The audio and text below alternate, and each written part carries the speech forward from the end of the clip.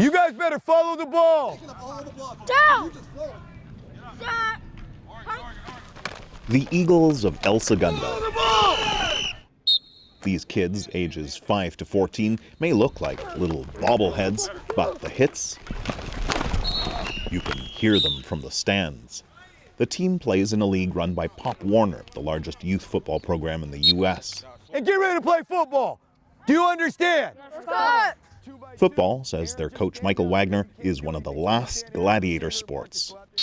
But these days, he says, it's getting harder and harder to recruit new gladiators. You know, we're pariahs now as young, football coaches. Ready, right.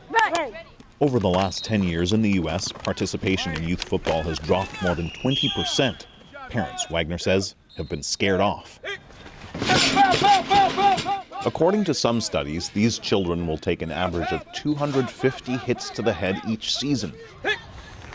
And some parents are starting to worry that could damage their children's brains. Unfortunately, I think they've painted a false narrative that youth football is going to kill your kid. I miss my son. I lost my son. I'll never see him again. Joe Cornell's son Tyler played tackle football from the age of 8 to 14. As an offensive lineman, he helped carry this team to the Pop Warner Super Bowl. He never reported a concussion, didn't show any symptoms until the end of high school when he began to suffer from depression. I would later find that his brain was slowly dying. Then in 2014, he killed himself. He'll never give me a hug. I'll never make him a meal. I'll never have him come through my door. And I have to live with that. And it's a terrible price. A brain autopsy revealed he suffered from chronic traumatic encephalopathy, or CTE, a degenerative brain condition that has been linked with sports that involve repeated blows to the head, like football. It wasn't like the movies. No one came to my door. It was just a phone call to tell you that they're dead. Kimberly Archie's son, Paul, who also played youth football without sustaining any concussions, died 5 months after Tyler. His behavior had been erratic months before his death, so Archie asked a pathologist to examine her son's brain. His CTE was in the exact place that they would expect it in someone who played football. Now Archie and Cornell are suing Pop Warner, claiming the football program didn't do enough to warn parents or protect children from the risks. Their suit is sending shockwaves through every level of organized football.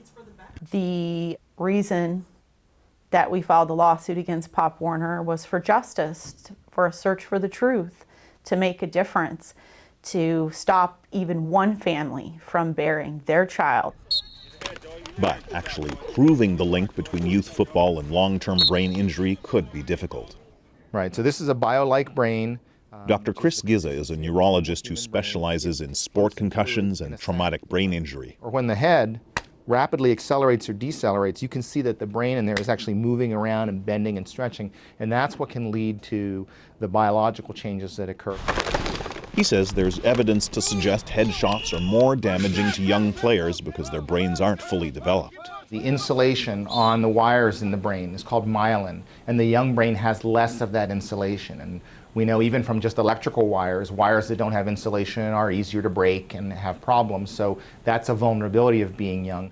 A recent study suggests playing youth tackle football may lead to double the risk of behavioral problems and triple the risk of depression later in life. Right after the injury, and you can see. But Dr. Gizza says there is conflicting data, which suggests scientists still don't fully understand the most complex injury to our most complex organ.